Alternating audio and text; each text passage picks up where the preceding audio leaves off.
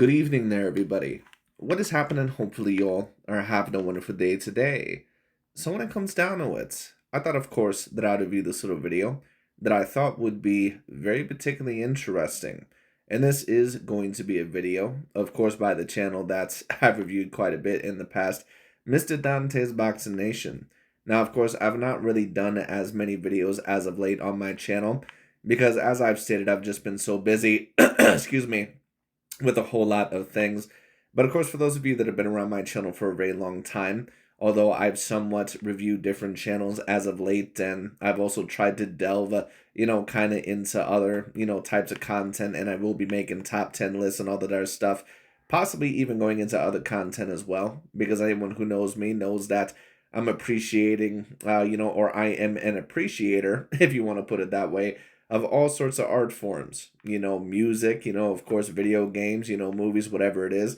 And of course, I like talking about certain things like that as well. But of course, I also have many particular interests, also, especially in certain sciences, psychology, philosophy, although I don't know if you would really call that a quote unquote science.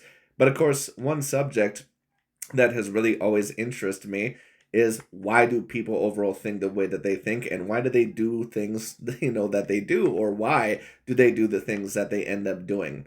And a lot of the times overall, especially when it comes to certain channels or certain people with the things that they end up saying, there's certain times where maybe that point may be coming across as a little bit logical, or you can tell overall that they might be a little bit more impartial. And there's other times where you can tell that that person, that is very clear that they just have a political agenda, and that a part of the reason why they are pushing it, especially within that of sports, is because they are afraid that that person will replace a person that they do not want to be replaced. So, of course, in every single sport, there's always that one athlete that the prior generation or a former generation does not want replaced. So, of course, the Michael Jordan fans, they'll claim that Kobe Bryant or LeBron James, that they don't even come close to Michael Jordan. Now, in my personal view, they're not on the same level as Michael Jordan either. But that also being stated, I grew up in the generation. I was born in 1998.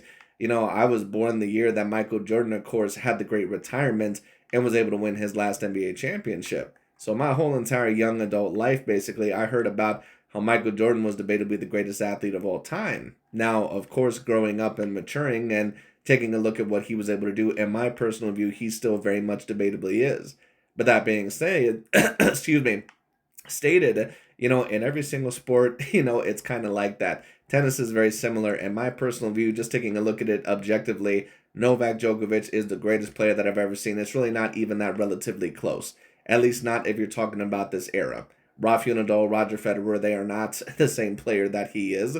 And in my personal view, overall, even players of other generations, I've never seen a player that was quite as complete as a Novak Djokovic, not Bjorn Borg, not John McEnroe, not that of a Rod Laver, not overall, certain other tennis players, Pete Sampras or Sampras, however you want to pronounce his name. I think it's Sampras, the American, who I believe was Djokovic's favorite player. And of course, there's other sports probably that I'm forgetting. But of course, boxing is very similar. But boxing is even a little bit worse because there's so much of an individualistic and racial pride type of aspect that you have a whole lot of people always arguing and debating completely off of racialized or racist type of tones or themes, which is why you get to see really the worst types of people, no matter no matter the demographic within that of the sport of boxing. And of course, we get to see black fighters criticized, and they are the recipients of many double standards. But of course, that also being stated from certain channels like that of Dante's Boxing Nation, of course, we also see that he has a whole bunch of double standards against non-black fighters. And the reason why that is because at Dante's Boxing Nation's core, he's someone that does not want certain guys like Canelo Alvarez or Oleksandr Usyk or Inoue or certain guys like that, non-black fighters, to replace some of the greatest black fighters of all time. Because he knows that if Usyk is debated as one of the greatest heavyweights of all time, right there with Ali, right there with certain guys, all of a sudden that top 10 list, which may have been before top 10 black fighters, all of a sudden it's going to start to be a little bit more mixed. And that's just a little bit more natural. But, I understand pretty much every demographic, they want to keep the throne forever. That's just, pretty much what it is. But that's a big part of Dante's Boxing Nation's, motivations. And that's why he has such a hard time, because he takes a look at so many of the double standards and the racism that many black fighters go through, and so much of the degradation that they go through whenever you have an actual fighter overall like an Oleksandr Usyk, who isn't just someone that's a great white hype, but someone that is actual reality. He has a very hard time actually accepting and admitting when that fighter also is right up there with other all-time great fighters, no matter the race or the demographic, which is why he has such a hard time with that. But it is what it is. But anyways, let's get into this video. Because, of course, for anyone that has not heard the news, Oleksandr Usyk, of course, relinquished or gave up, his WBO title, I believe. I believe that more than likely he's going to do this to probably become unified once again, so he can become a 4-time undisputed champion. I could be wrong about that. In my personal view, Oleksandr Usyk has basically accomplished everything that he's needed to. Now, does he have the length, or that of the the quantity of a career as, say, a Muhammad Ali or maybe some of the other guys, maybe even like a Lennox Lewis? Not quite.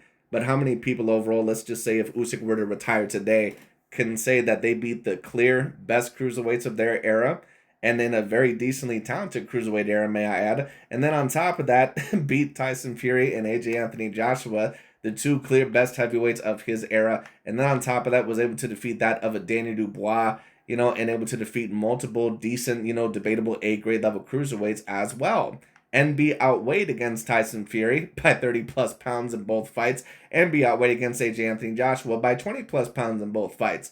So Oleksandr Usyk, very, obviously he is an all-time grade level fighter. But I wanted to state this because, of course, with DontaesBoxingNation, although I think that he means well, oftentimes, he does, do a lot of bullshit within his videos because, once again, he is also someone that, is kind of fighting, against racism and double standards, but he is kind of somewhat turned into a person that, overall that's, kind of like the quote, for those of you that have seen The Dark Knight, you either die a hero or overall, you live long enough to see yourself become the villain. DontaesBoxingNation is someone that, he sticks up for basically the black fighters and the black demographic, and I think that that's a great thing. But he does it to the point to where it's clear, that he is very partial and that he has a clear bias. It is what it is, and he will stick up for his own demographic by tearing a lot of other demographics and other fighters of other demographics down, even if they clearly have a great resume or if they've accomplished a lot in their career. But that being stated, let's get into it. Let's see what the man has to say. With 2 arms the same as me, so any man that steps in that ring with me, I can defeat. DontaesBoxingNation, what's going on, guys? So let me just start this video off by saying this. There are probably about 3 tough challenges at the heavyweight division right now. That's Fabio Wardley, Moses Itama, and I would say Martin Bakole, because Martin Bakole actually stopped Usyk in training. He stopped him in sparring. Well, that's what the quote-unquote rumor was. And it's no offense against DontaesBoxingNation, but basically just like any other biased journalist or whatever you want to call them, they basically will take whatever they want to be true, even if it's not proven to be a fact whatsoever. They basically will take whatever they want to be true and just take it as a 100% fact. Like, for those of you that heard the rumors allegedly about Dillian White knocking out Tyson Fury in sparring, DontaesBoxingNation was rolling with that for so long because allegedly Tyson Fury was not responding to it, and that must be why Tyson Fury is avoiding Dillian White and blah, blah, blah. And then Tyson Fury gets in the ring with Dillian White. Dillian White doesn't land a single fucking punch throughout the whole entire fight. and then what happens? So I mean, it is what it is. Anyway, so my point is this, is it possible that Martin Bakole, that, that maybe he did knock out Usyk in sparring? I mean, maybe, you never know. That also being stated, there's always a side, to every story. One person overall, who quote-unquote knocked out, it may just be that Usyk overall decided that he basically was done for the day and that there was no need to take further punishment, or that may have not even fucking happened in the first place. It's no offense against Martin Bakole, but there's a reason why people call him the world sparring champion. There's a fighter or someone like that in every single generation. There's a basketball player or someone like that in every single generation. They beat them in sparring, they beat them in practice, or something like that. I was able to beat him 1v1, all this other bullshit, and then the actual game or the actual fight comes and they can't do shit. So, I mean, it just is what it is. Anyway. And Martin is a very durable fighter, and he does really... Martin Bakole is a very decent fighter. He's very talented. But to be quite honest with you, and I was going to come out with a top 10 most overrated fighters list, I believe that I completed about 6 spots, but unfortunately at the moment with the editing process and with so much stuff I've had to do, I've not had much time. Let me just give you a spoiler alert. Martin McCauley is on that list. He is one of the top 10 most overrated fighters in the world today. It just is what it is, at least in terms of boxing. I mean, this man had a great performance over Jared Big Baby Anderson. It was a great performance. He knocked him out, I believe, within about 4 or 5 rounds. And then ever since then, he pretty much has been massively disappointing. Now, I'm not going to completely blame him for the Joseph Parker loss, but for the F.A. Ajagba fight, a fight that, to be honest with you, he really should have lost for any of us that really have seen that fight. And Ajagba is a good fighter, but he's not a great fighter by any means. He lost to Frank Sanchez. So, I mean, it is what it is. Who's a good fighter, but not really someone that I would personally consider, at least at the moment, a top 10 heavyweight in the world. So, I mean, the point is that Martin McCauley, he's someone that is very good, but he also is fat and lazy. It is what it is. He's also someone that does not have the best defense nor the best head movement. It is what it is. Good against southpaws. So with that all being surmised, I was surprised to find out that Oleksandr Usyk, he just vacated his belt after he found out that he was ordered to fight his number one contender, Fabio Wardley, because Fabio Wardley just knocked out Joseph Parker. Now, what makes this move... And to be quite honest with you, knocked out is... it's a little bit... I mean, I don't know. It's a little bit much for me to say that Wardley knocked him out. I know that a lot of people will say, well, Wardley did officially get the stoppage and then that fight. Just in my personal view, I thought that stoppage was early. And I'm not saying that just because, Joseph Parker was my prediction to win the fight, but I thought that stoppage was a little bit too early. Now, was the stoppage, excuse me, was the stoppage as bad as, say, that of a Chavez versus, what was his name? Meldrick Taylor? Was it as bad as that stoppage? No. Was it as bad as, say, the Carl Frost versus George Groves' first fight stoppage? No, it wasn't as bad as those stoppages, when it comes down to it. But it definitely was not the best stoppage. It probably was one of the worst, probably 5 stoppages that I've seen at least in the past few years, at least for that of a big fight. At the end of the day, Joseph Parker was very clearly winning that fight by at least a few rounds. I don't even think that that's really debatable. And then when you take a look at it, Joseph Parker, he was getting hit a little bit, but he was starting to recover and finally throw back a little bit, and then that's when the referee decides to stop the fight. Now, don't get it twisted. Joseph Parker did throw a punch, and then Fabio Wardley did return, I believe, with about a few punches. But Joseph Parker, I believe, had evaded a couple of them. I just personally thought if I would have been a referee, I would have let the fight continue. But, it is what it is. Now, there were some people that were going on about it as far to say that there should have been an inspection. I don't think that the stoppage was that colossally bad to where it needed an inspection. I could understand how a referee would, deem it stoppable. But in my personal view, it was a little bit too soon. And I do think that more than likely that they picked that referee on purpose because Fabio Wardley is known for later on hurting his opponents, even if he is known to be down in fights. And that referee does have a track record of stopping fights a little bit prematurely, because that referee is probably responsible for the worst stoppage that I've ever seen in modern boxing history, which was that Carl Frost versus George Groves' first fight. Just a awful stoppage. Now, the Joseph Parker versus Fabio Wardley fight was nowhere near as bad of a stoppage, but it definitely, in my view, was too early of a stoppage. By Usyk so surprising to me is Usyk, he was actually planning on fighting Joseph Parker before Parker got knocked out by Wardley. Actually, Usyk, he said he wanted the winner of this fight. And now after Wardley knocks out Parker, he decides to surrender his belt. So this means that Usyk, he has a lot of respect for Fabio Wardley. Matter of fact, Well, he could be doing that, or or he could basically just be trying to become undisputed. I'm not really quite sure what Oleksandr Usyk's plan is at this current moment in time. I've heard Usyk say multiple things. I've kind of heard him allege that he's not interested in fighting anymore, and then I've heard him state that he plans to fight about 4 or 5 more times. I'm not really quite sure what Usyk's plan is. To be quite honest with you, he really didn't seem that interested in fighting Joseph Parker. I think that, if he actually wanted a winner in this fight, I think it actually would have been Fabio Wardley because he's a British fighter and, excuse me, kind of like how Manny Pacquiao was known as the guy that would beat the shit out of basically all the Mexican fighters, like Marquez and Barrera and Morales and some of those other guys. The Mexicutioner, I believe they used to call him. Although, of course, he had Marquez and, Morales who give him a tough fight. But anyways, the point overall is that just like how Manny Pacquiao was known for beating up them, Usyk is known for beating up the best version of the British fighters. or the best for the British. So, I mean, I think that Usyk is taking a look at that more than likely as a better fight. And, Fabio Wardley, he's someone that always has a chance because he has decent boxing ability for someone that I think got into it a little bit later. And on top of that, he also is a great athlete with great power. Now, do I think that he's going to defeat Oleksandr Usyk? At least if it's the same Usyk that I've seen within the past couple of fights, no, I do not. Because I think that Usyk is too much, of a dimensional fighter for him. I think he's too quick. I think he has too much stamina, and I think he has too much for him. That being stated, you never know what's going on through Oleksandr Usyk's mind, and you never know overall if he thinks that he's too much of a threat. I doubt it, but we'll see. After Wardley knocked out Parker, Usyk's manager, Igis Klimas, who was Lomachenko's manager as well, he came out and said Usyk doesn't really have any motivation to fight against Fabio. Coincidentally, that's almost the exact same thing Klimas said that Lomachenko said when they were offered the Gervonta Tank Davis fight. Klimas, he came out and said that Loma is not motivated to fight Gervonta. Now, Loma, he wasn't motivated. Let me also state this, because the Loma and the Gervonta Tank Davis situation, it has been twisted and contorted by many of the new media, quote unquote, and the pro blackity black channels, and a lot of people, of course, they get offended when I say that, but it just is what it is. They of course try to contort this as if Lomachenko basically just avoided Gervonta Tank Davis his whole entire career. It is true, excuse me, at least according to the research that I've done, that Lomachenko had turned down that fight once or twice.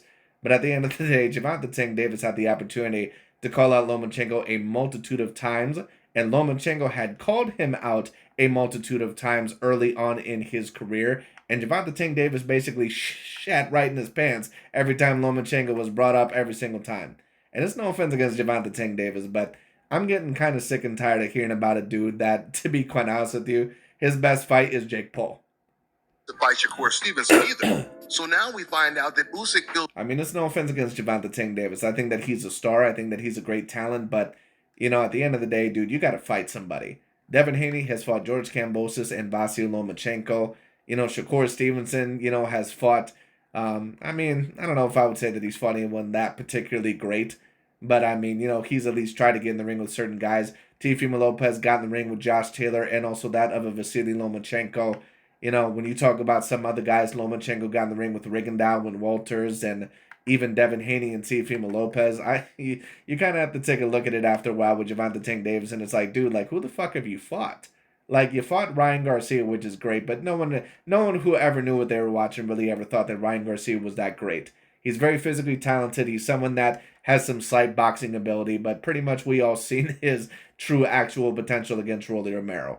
It is what it is. So at the end of the day, Gervonta Tank Davis is like, dude, you're not like 26 or something. You're 30, 31 years old. And you fought pretty much nothing but B and C grade level fighters for your whole entire career. The same way about fighting Fabio Wardley. And this is a really bad look for Usyk. This is the reason why you can't be comparing these heavyweight champions to Ali or the greatest fighters of all time so prematurely. Because right now, Usyk is not even willing to do what heavyweight champions like Lennox Lewis did. Even heavyweight champions like Vladimir Klitschko did, which is fight the young, hungry, undefeated lions coming for the throne. The reality is... Let me also mention this, because DontaesBoxingNation doesn't just mention this, but, a lot of people always mention this. They say, well, you can't compare them to these older heavyweights because these guys didn't duck anybody and all that. But actually, no, that's not true. Muhammad Ali actually tried to weasel his way out of multiple fights. He tried to weasel his way out of the Ken Norton fights because he knew that Ken Norton was putting him in deep shit. And if you take a look at Muhammad Ali within those fights, there were certain things that Ken Norton brought to the table, like an elite level jab, that Muhammad Ali really did not have a great answer for. And he actually was trying to call George Foreman out of retirement so he could beat Ken Norton because he knew that he had a much better chance. And also he tried to weasel out of the George Foreman rematch, by the way, which of course never happened. But anyways, and I'm not trying to degrade Muhammad Ali's career or anything like that. But there's just always certain rumors by people that, these guys, back then that they would have never did this, they would have never did that. All that is horse shit. Every generation usually has the same type of people. I'm not saying that everyone of every generation is exactly the same. But to just say overall that this never happened back then, this never happened back then, is that the actual truth, or is that something that you're pretty much putting out there so this current heavyweight is not put in the same crop? If Usyk didn't have the complexion for the protection, old media would have flooded the internet by now after. And that's basically what this is really about, isn't it, Dante's Boxing Nation? Oleksandr Usyk is not a quote-unquote black fighter or a black heavyweight, so you have to make him seem like he's not a part of that same crop. That's basically what it's all about. And I understand overall that certain people will say, well, Dante speaks the truth and he was right about Terrence versus Canelo. There's parts of things of what Dante's Boxing Nation says that is the quote-unquote truth, yes. But it's also behind a whole lot of bullshit. Now, when you take a look overall at some of the stuff that Dante's Boxing Nation says, yes, of course, some of it has a little bit of an indication of truth. But a lot of it also is kind of, hidden behind overall a bunch of impartial biased bullshit. It just is what it is. In this news that he just vacated his title or one of his titles to avoid his undefeated #1 contender. But instead, old media and the rest of the race fans, they're silent because this is what they want him to do. They want him to avoid the tough competition. They want him to retire because they're so terrified that he might lose before he retires. Right, but this is the thing about this Dante's Boxing Nation. Terrence Crawford was just about to fight Canelo Alvarez, and he was 38 years old. Oleksandr Usyk, I think, is about 39 years old at the current moment in time. He's beat Tyson Fury. He's beat AJ Anthony Joshua. He's beat Daniel Dubois. At the end of the day, it's like, who the fuck else really more does Oleksandr Usyk really have to fight to prove that he's an all-time great level fighter? At the end of the day, the man is damn near 40 years old. Like, let's give the man overall a little bit of a break. He's been undisputed on 3 separate occasions. He never really was supposed to be undisputed in the heavyweight era to begin with. And then on top of that, like if this was Terrence Bud Crawford, and if he were to lose his next fight, he'd just be claiming overall about how Terrence Bud Crawford is completely outsized and how old he is. Like, give me a fucking break. And listen, if Usyk wants to retire, that's his prerogative. Let him do it. And he will retire as a great champion, but you can't compare him to someone like a Lennox Lewis. Because Lennox... No, actually, yes, you can. Now, if you want to claim that he's not quite on a level, especially as a heavyweight, then yes, of course, that would be somewhat understandable. But you could somewhat put him there. At the end of the day, it's not like Usyk just has this complete lack of resume. He did beat basically everybody that he would need to beat to be remembered alongside some of the greatest heavyweights of all time, or at least, mentioned alongside them. Kind of similar to that of an Andre Ward. Andre Ward may not necessarily, overall have, one of the absolute greatest resumes of all time. I mean, he has a great resume. It's just not up there with Sugar Ray Leonard or Mayweather or certain guys like that. But the point is that if you were to claim that Andre Ward, was somewhat within the same realm as guys like, Bernard Hopkins and certain guys like that, maybe a James Toney, he may not have quite the resume of maybe some of those guys, at least depending on who you're talking about, but he could always be put in the same realm with those guys. And Oleksandr Usyk is someone that is 3 times undisputed, undefeated. He's someone that defeated Tyson Fury, who basically whooped all the elite fighters' ass in Vladimir Klitschko and Deontay Wilder, and also Dillian White. Then, of course, he beat up AJ, who was able to beat basically the rest of the cream of the crop of that weight class. So, I mean, it just is what it is. Lewis, he fought so many different type of styles, so many dangerous heavyweights, and he beat every single fighter that he was in the ring with. He had 2 losses on his record, but he avenged every single loss. The only heavyweights that Usyk beat was Tyson Fury and AJ, at least in terms of the... And also Danny Dubois. Best opposition. And that's not... Right, and Tyson Fury and AJ were clearly the 2 best heavyweights of their era. Like, you're acting like Oleksandr Usyk beat Bermain Stavern and, like, some other dude that was just okay. Like, no, those are huge wins, dude. Enough to justify him vacating belts when he gets tough, undefeated mandatories. The reason why Usyk is right, but how do we 100% even know that Oleksandr Usyk is going to avoid that of a Fabio Wardley? And this is one thing that I've always gotten on Dante's Boxing Nation about. There's a certain amount of truth behind what he says, but there's also a lot of horse shit. Because Dante basically overall, just like a CNN or just like that of a Fox News, they'll take a politician overall that they don't like or someone that they don't like and they're trying to demonize, and anything that they hear that they want to hear, they just take as an automatic fact. But anything overall that they don't like or that they don't want to hear, all of a sudden that's when they do their research or their digging or say, well, we can't believe everything that we see on the internet. Like, come on. in this fight is because Fabio Wardley, he has a very dangerous right hand, but it's way more educated than Deontay Wilder's right hand was. On top of that, he's very durable, has a good chin, and a whole lot of heart. And the right hand alone is the best weapon against a southpaw. Fabio Wardley is not the... It is, but it's not enough in my personal view to beat Oleksandr Usyk. And really, to be quite honest with you, it really was not enough in my view to even beat Joseph Parker. He didn't even knock down Joseph Parker once. Now, I understand why referee could maybe deem that as stoppable, but I thought that it was just way too early. I mean, you're in a championship level fight. You know, Joseph Parker is up by 3 rounds. He's finally starting to get right back into it. He returns fire, although, of course, there was a 3-punch combination that was thrown, and you stopped the fight. I mean, come on. best skilled fighter in the division, but he finds a way to win. He has been battle tested. He's knocked out a lot of undefeated heavyweights, and this is the reason why Usyk, he vacated his belt. Do you guys remember? Well, good. That means that if Oleksandr Usyk, that if he fights Fabio Wardley next, that means that you're going to give him a lot of credit. Isn't that right, Dante? There's no offense against Dante, but this dude has been full of shit for years. This guy is always on the ass. You know, basically the people that he complains about not giving credit to black fighters, basically it was the same thing that I seen with Floyd Mayweather. The Floyd Mayweather haters were the exact same way. They would do this shit where it's like, Floyd needs to fight this guy. He needs to fight this guy. He won't fight Canelo. He won't fight Cotto. He won't fight this guy. Then every time he would fight them, it was always just something new. It's the same thing with DontaesBoxingNation. It's always something new.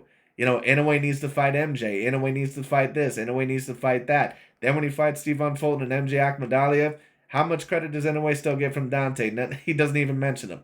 So, I mean, the point overall is once again, I don't mind you bringing up points, but the point overall is that we all know Dante's game.